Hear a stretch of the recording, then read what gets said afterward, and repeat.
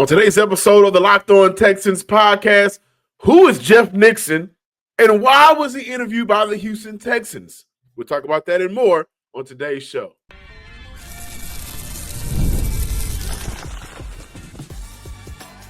You are Locked On Texans, your daily podcast on the Houston Texans. Part of the Locked On Podcast Network, your team every day. Battle Red Nation! Welcome to today's episode. We are your Texans Credential Media members and Texans football analyst, John Hickman, alongside Brian Big Stars Bearfield, who is in Georgia right now getting ready to cover the Houston Rockets. Make sure you check out Locked On Rockets. Thank you for making us a part of your first day, a part of your first listen of the day, a part of your rotation, for being a part of the Locked On Podcast Network and Locked On Texans family, your team every day. We dive into the YouTube comments to close out today's show. We also look at what are our biggest turn-ons for the new offensive coordinator and maybe turn-offs. But we open up today's show looking at Jeff Nixon. Houston interviewed him Monday evening. What does he bring to this offense? Who is Jeff Nixon, and why does he make sense as the potential future offensive coordinator for the Houston Texans? Today's episode is brought to you by FanDuel. Super Bowl 59 is here, and there's no better way to make every play more exciting than with FanDuel Sportsbook. New customers can bet $5, and you'll win $250 if you win in bonus bets. Download the app and head over to FanDuel.com to get started. Big Sarge. What's going down? This is one of my favorite times of the year, man, because I get an opportunity to sit back and research. And we see the name Jeff Nixon. Houston interviewed Jeff Nixon for their vacant offensive coordinator position. You on the road going to Georgia to cover the Houston Rockets. I was at home with the baby, and I said, everything got to stop. I got to figure out who this guy is, right? Yeah. Jeff Nixon, just a little background on him. Started at Penn State as a graduate assistant, but the man has been everywhere and has coached everything. Running backs coach, tight ends coach, wide receiver coach. He's been back and forth between the college ranks and the pros, with his latest pro stop with the New York Giants as the running back coach in 2023. Nixon has worked under Andy Reid, Mike Sherman, and Chip Kelly. Also has ties with Bill Lazor, the offensive senior assistant here on the coaching staff for the Houston Texans. Led Syracuse to the number one passing offense in the country with Kyle McCord. Okay, y'all remember who Kyle McCord is at Ohio State? Yeah, Quinn Ewers Jr. Yeah, changed everything around when he got under Jeff Nixon and broke the ACC single-season passing record in Nixon's first season. And what I like to point out that I think Texas fans would absolutely love is the emphasis on spreading the ball around. You have 5 guys with 500 or more yards, and he does so by attacking defenses with multiple formations. Wide receiver Zed Haynes has said there are more motions and shifts that he's ever seen before. Kyle McCord described the installation process as learning a million different plays and formations. He's also been called an offensive scientist. If you swap out the name Chip Kelly, swap out the name Jeff Nixon and put in Chip Kelly, fans will go crazy. Fans will go wild. So here are my thoughts from my research, looking at Locked On Syracuse, reading articles, researching stats, and everything we complained about with the Texans offense in 2024. Nixon is a completely different play caller. And I'm glad Houston is going and doing a thorough job search for candidates, whether we've heard their name before or not, that can clearly command a lot from the QB position. I love that, right?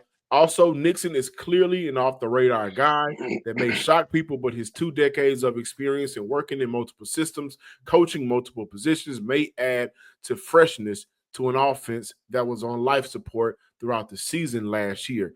And to this point, Syracuse featured an up-tempo offense, which is something your quarterback has mentioned on multiple occasions he's wanted to see in this offense. That offense also included creative route concepts. That was something we've talked about here on the show and maybe off the record as well, just how much the route concepts when it comes to downs and distance have really hurt the Houston Texans this year. Also, he challenges defenses with creative personnel looks in multiple formations.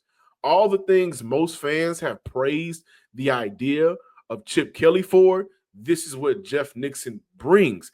And his offense is based on getting the ball out quickly, which puts the power of the offense in the QB hand. Runs a lot of RPOs, and that led to an offense that created momentum by getting a lot of yak yards. Also, that offense had a 50% third down efficiency rate and nearly 70% red zone TD rate, right? You want to hear those things from an offensive coordinator that could possibly walk into a building that struggled on third downs, but more so struggled on getting the ball into the red zone for touchdowns. How many times have we saw Kaimi Fairbairn trotted out on the field last year because the offense was not able to put the ball in the end zone for 7? That was an issue. The offense that he ran over at Syracuse was extremely efficient, productive, and consistently created favorable matchups for the QB to win. And oh, by the way, what you guys may like a lot, Stroud will still feast in an offense that utilizes their weapons in the center of the field, like Stroud loves to hit Nico Collins, like Nixon did for Kyle McCord. And those underneath intermediate passes has shown to set up the big play downfield, which is something that CJ Stroud still likes to use and still likes to attack teams, defenses down the field. So I don't know where this recommendation came from. It feels like a Nick Caserio type of recommendation, but this is a coach with his 2 decades worth of experience can bring something that this offense absolutely needs, and that's innovation.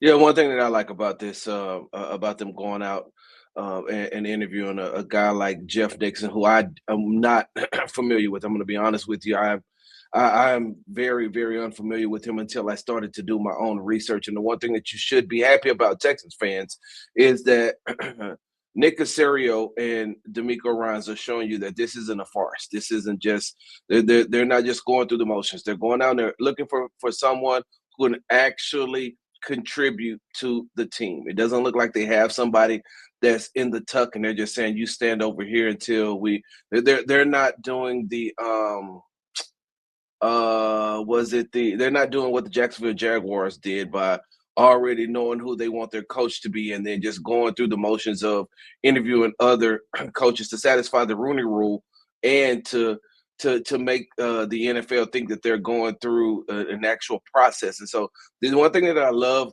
about what this candidate brings is, John, when you get into a game, when I go back and I look at the Syracuse record from last year, they went 10-3, and 9 of those games that they played in, they won by 1 score or less.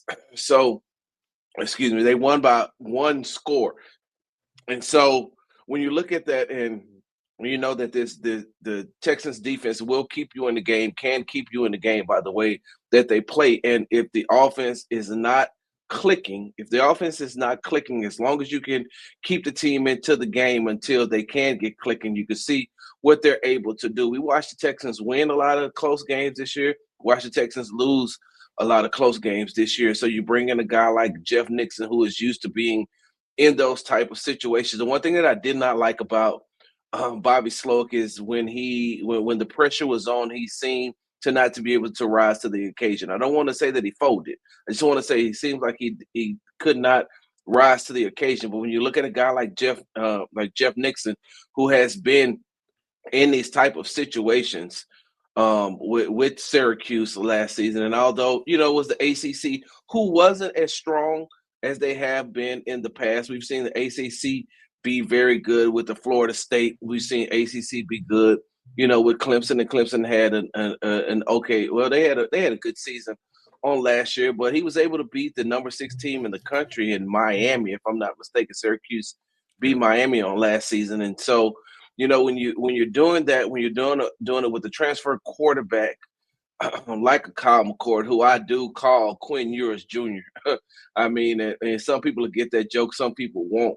Quinn Ewers is the quarterback at the University of Texas. But John, when I go back and I'm looking at Jeff Nixon's, resume, and I'm seeing that, he was the offensive coordinator at Baylor. Like you said, he was the Giants running back coach. The one thing that stood out to me is, and this is where I think that he takes I think that he takes a step above Gerard Johnson in the offense coordinator search, because the one thing that Gerard has on a lot of these a lot of these potential offensive coordinators who want the job, or these potential candidates who want the job, is Gerard has a personal relationship with CJ Stroud, and that will get you any and everywhere in most situations. I mean, anytime you go to a job, one of the first things you want, if you weren't recommended to the job by somebody you already knew, you go in looking to see if you know somebody, or you're looking if you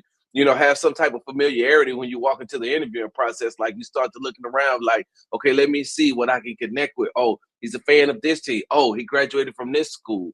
Oh, he's part of this fraternity. Like, you want to look at those type of things. And Gerard Johnson already has those type of things by having that relationship with CJ for so long. But where Jeff Nixon takes a step above Gerard is the experience. John, experience will win out. 2 decades worth of experience, yeah. Yeah, the experience will win out every time. And so, when D'Amico sits him down, he can say, yeah, Gerard, I understand, what you've done with CJ. I understand, how you've helped him navigate through his career. But here's a young man right here who has called plays. And that's where it's going to stand out, because he was, even though they weren't that good, I think they went 5-12 when he was the interim OC for the Carolina Panthers under Matt Rule. I mean, I think he was also the offensive coordinator at Baylor as well. And so you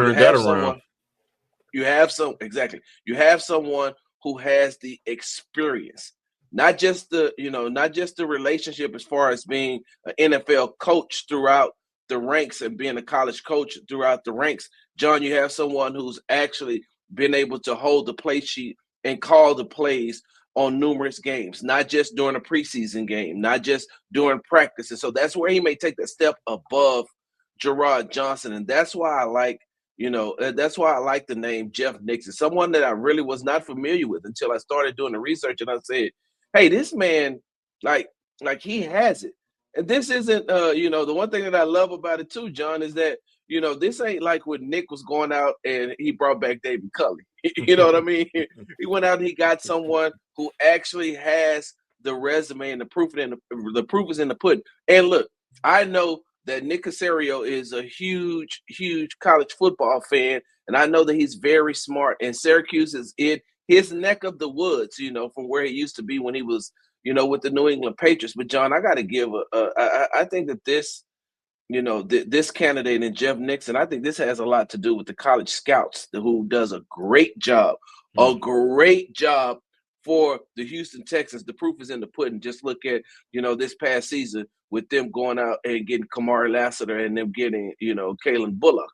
Those scouts had been watching these guys and saying, hey, look, if these guys get anywhere remotely close, Nick, go get them. And so I think that the amount of games that the scouts have watched and has watched Syracuse, there may be somebody that the Houston Texans are looking at. And during that time, they're like, yo, this offense is doing an amazing job, John. So I like this candidate.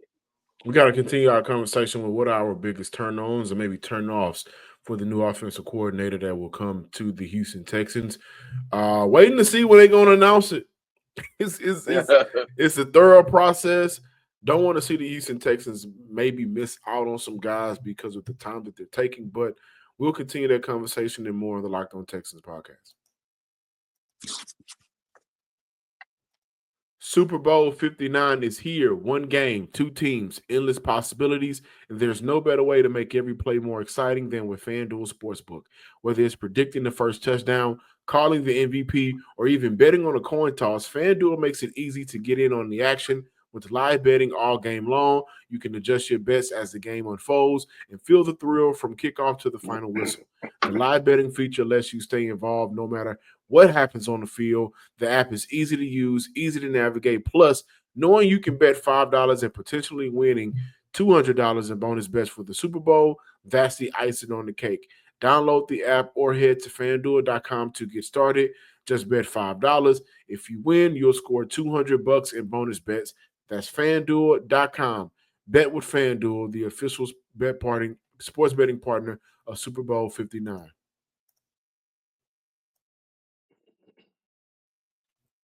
Welcome back, Locked On Texans fans.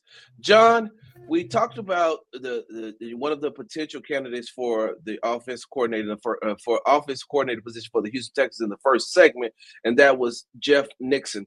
John, when you are for some of these other candidates who are going to get an opportunity to interview with the Houston Texans for this position, like Jeff Nixon has, like Gerard Johnson probably will get here in the future, John, what are some of the biggest attractions to being able to coach a Houston Texans offense? Well, to go immediately back to Jeff Nixon, right? At Syracuse last year as a play caller, nearly 50% third down conversion rate, nearly 70% red zone TD rate. That's compared to Houston's nearly 38 third down conversion rate and one of the worst teams in the red zone, right under 50% in terms of getting touchdowns. Mm-hmm. Houston got to the red zone a lot. Didn't get to the end zone a lot. Didn't get a lot of touchdowns. And again, one-score games. One-score game lost to Detroit. One-game score lost to Green Bay, New York. In the playoffs, they got down there. They got inside the 30-yard line a few times and was not able to come away with either a touchdown or points altogether. This is an offense that once they get past the 50-yard line, which at times has been a struggle to even do that, the creativity goes out the window, and that condensed field, from Bobby Slowick's point of view, who's no longer in Houston, that impacted how he called plays. And so what I'm looking for from an offensive coordinator, which is why I like Jeff Nixon and doing my research on him, I'm looking for someone that can be creative throughout drives, right? Yeah. And knowing your personnel.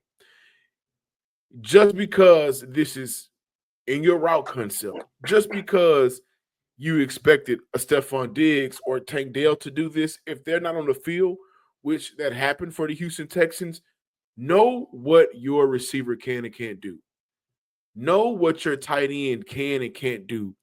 And how can you maximize their strengths by minimizing the weaknesses of the offense? And so I said this early in the week or last week maybe.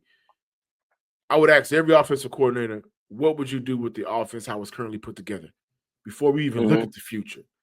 And if I would have heard an offensive coordinator, if I'm sitting on a meeting, the offensive coordinator say, well, the first thing I wouldn't do is have Dalton Sosa one-on-one out there with George Kalafis. Okay, yeah. All right, check. But let's move on to the next phase. Yeah. But also, again, going back to Nixon, and I think this is something I want to see from everybody, how are you going to be able to utilize our running backs underneath? Yeah. You know, running back in Syracuse had 500 receiving yards last year for that offense, I believe. But he was very much so a part of that passing game. In this NFL, you got to stretch your means. And in order to do so, you got to understand who's on your roster, who's on your depth chart, what each and every one of those guys can do, and know when it's time for them to enter the game, I know exactly what route I need to call for him to get open. I know exactly what play I need to run on 3rd and 4 to pick up 5. I know what to do and not get stuck in your own ways. And so that's what I'm looking for from the offensive coordinator. That's my biggest turn on.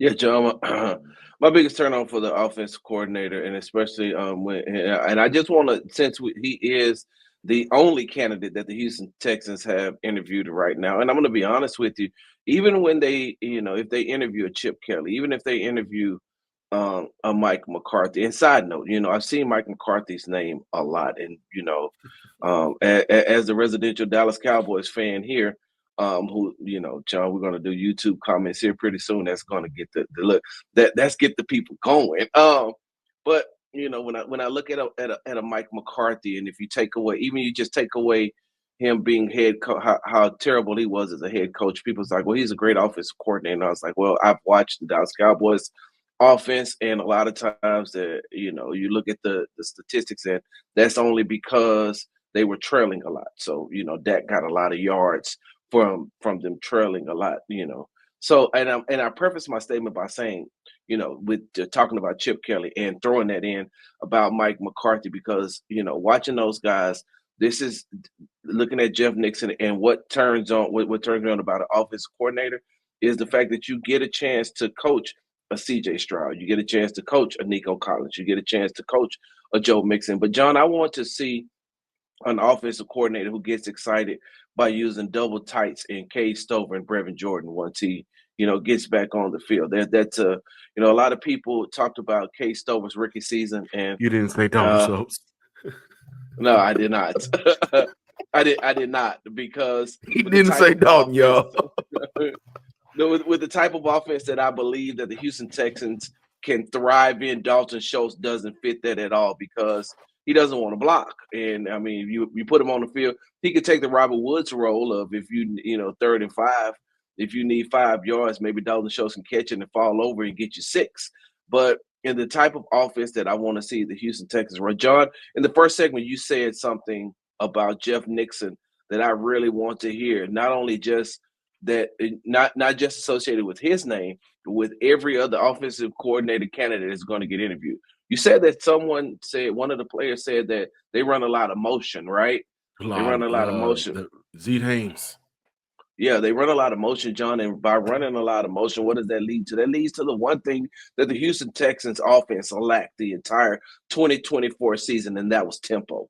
Yeah. When you get to running those type of motions and things like that, you get the offense moving. I heard a head coach who was hired in his introductory press conference on Monday say the one thing about running tempo, one thing about running an offensive tempo is that the players get to feel like they're free. They play free. You get to take them back to when football was just a fun game. And John, I don't know if you remember this or not, but I think on last week, one of the shows on last week, I said it didn't look like CJ was having fun. I remember. So the offensive coordinator needs to come in here and make sure that CJ is having fun, because when CJ is having fun, it's almost just like playing. It's just like playing back in the day in the backyard, or playing. Before, John, I don't know if you too young to remember we used to play football before school, going into your first class with grass stains all on your jeans and stuff like that. As soon as you get off the bus, one of your friends get tackled, and that was the fun. That was the fun days, John. And so, whatever offensive coordinator comes in here should be excited to coach a quarterback like CJ Stroud, should be able to coach a potential all-pro wide receiver, Nico Collins. If he stays healthy, doesn't miss those 5 games, he would be. Joe Mixon and what he has left. As far as, I'm not saying that Joe doesn't have anything left in the tank, but I think that there's still a lot more that you can get out of a Joe Mixon. And like I said, man, you're going to get a hybrid tight end back coming off of injury reserve in Brevin Jordan. And you also have somebody that CJ Stroud is already familiar with in a Cade Stover. So, like I said, if an offensive coordinator can make Quinn Ewers Jr., Kyle McCord look good, then I know what he can do with the best quarterback to ever come out of Ohio State. And another thing that's a turn on for me, find roles for guys. Yeah. I didn't like the fact that I've said it for a long time. You get Dameon Pierce to the second level, you get a player that's hard to bring down. Yeah. So, we saw a lot of wide receiver screens. We didn't see a lot of opportunities for Dameon Pierce.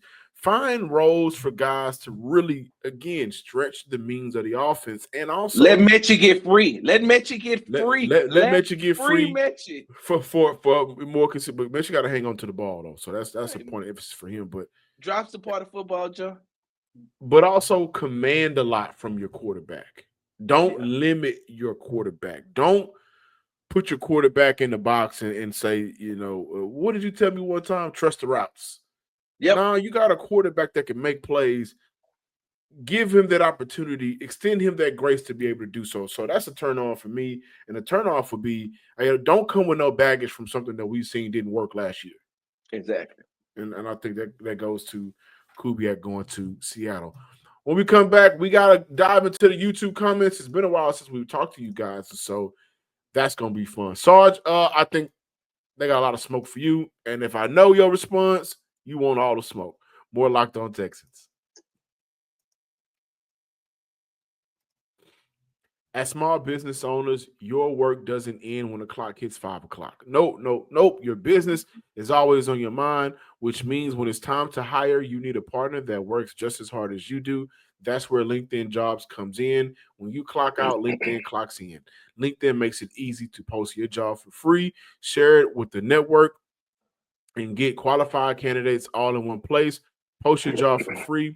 LinkedIn's new feature helps you write job descriptions, then quickly get your job in front of the right people with deep candidates insight.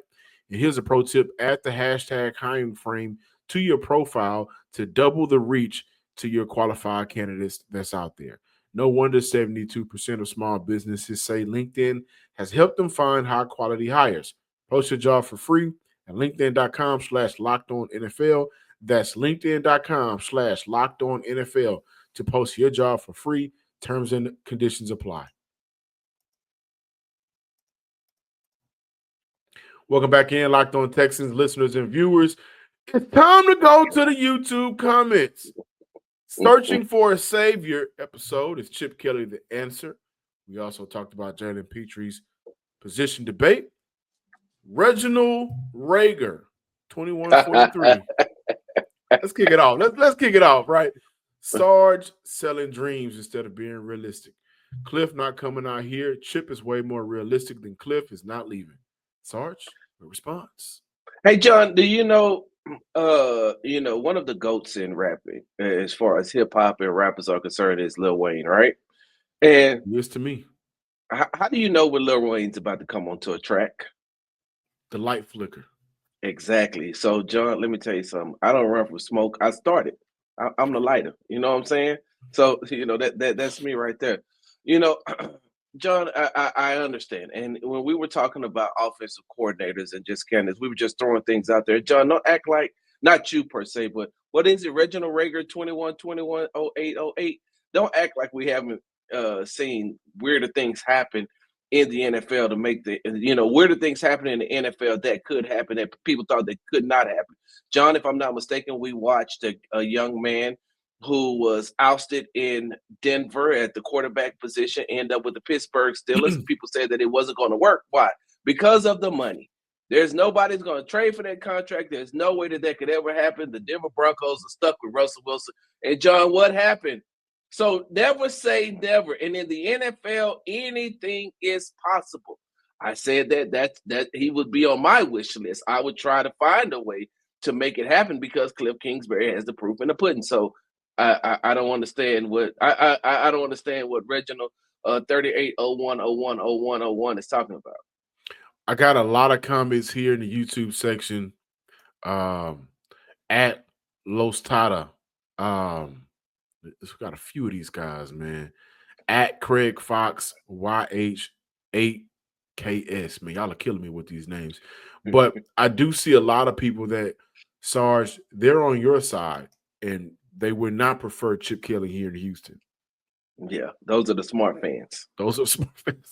And listen, so again, I think because of his past, he gets a bad rap, more so his past with NFL players. And as of late, it seems like every NFL player has a podcast, and we hear these stories about players and their relationship with Chip Kelly. Chip Kelly also did something that I don't want to necessarily get at, but the Riley Cooper situation, right?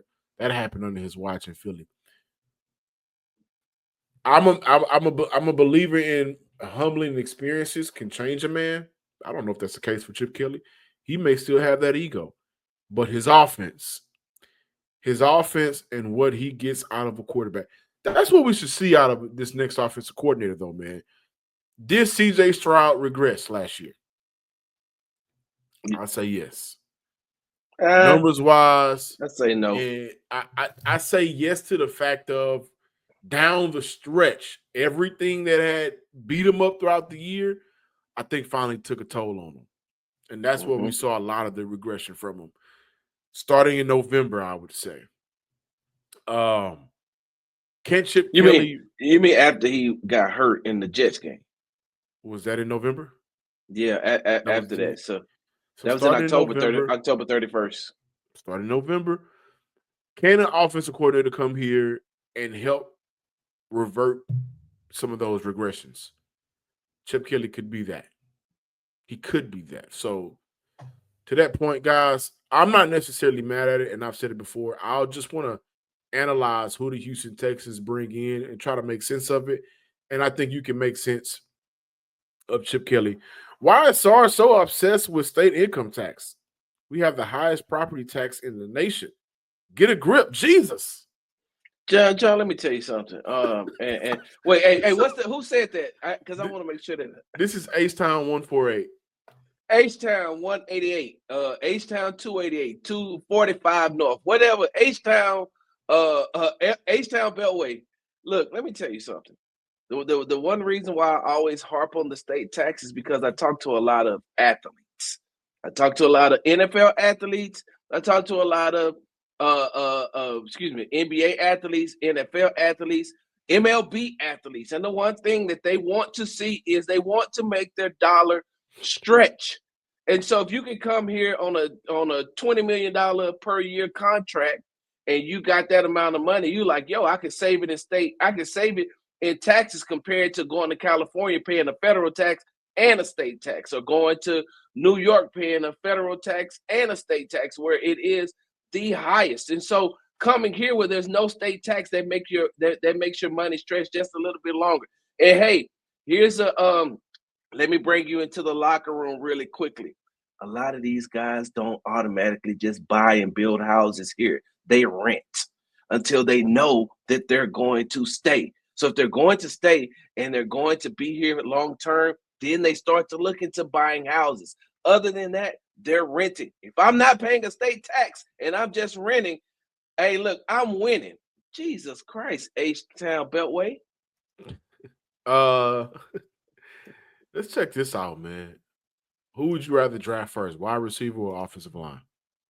Woo, my goodness, and John. That's from my man at Sammy Green 3365. I'm gonna go wide receiver. I'm gonna go wide receiver because I feel like that's an immediate need for a wide receiver too. And that's it. But if the offensive coordinator can come in here and get the best out of Mechie, if he can get the best out of Xavier Hutchinson, them going and getting another year under their belt and actually building a system where they can thrive, like we talked about earlier, where they can thrive or where they can, be able to break off some of the routes. If you're going to get that, then I would say offensive lineman. But right now, just looking at immediate need is wide receiver, because you can patchwork. If you got the right type of offense, John, you can patchwork that offensive line until you're able to get it stable. That question I think is extremely depending on who they bring into the building, like you mentioned. Yep. Because who that offensive coordinator who they bring in at offensive coordinator, who they decide to say, hey, I love this guy at offensive line coach. I like Justin Stroud. This is a part of the reason why I made sense of Chip Kelly at Ohio State. Depends on who they bring in, but how it's currently put together, I agree. Yeah, that was a great question, John. I agree. And I also would say in free agency, who do you want to spend your money on more? Do you want to go out there and get a proven vet guard, or do you want to go out there and get a wide receiver that – Wait. I don't know, man. That's a tough one. Hold on. I thought we were just talking about draft. No. I'm it's draft. So I'm asking, who would you rather spend your wide money? Receiver. So that's what I'm saying. Would you rather spend your money on a guard in free agency to address your wide receiver needs in the draft, or would you rather bring in a Rondell Moore and Elijah Moore in free agency, a proven vet receiver, and address your offensive line concerns and needs in the draft? I like the way you put it. I like the first scenario that you put. I like that one better. Go get the vet lineman and address it, because these receivers come out so NFL ready now. And you never know who is the next Amon-Ra St. Brown or the Pika Nakua. You never know. Now, credit to the Houston Texans coaching staff. They have found some late-round gems. Thank you guys for watching today's episode of the Locked On Texan podcast. Please be sure to subscribe, like, and comment to the Locked On Texan podcast on YouTube and wherever you listen to your podcast. And make sure you follow me on the app formerly known as Twitter at Big Star Sports with a Z at the end. Until next time, ladies and gentlemen, peace.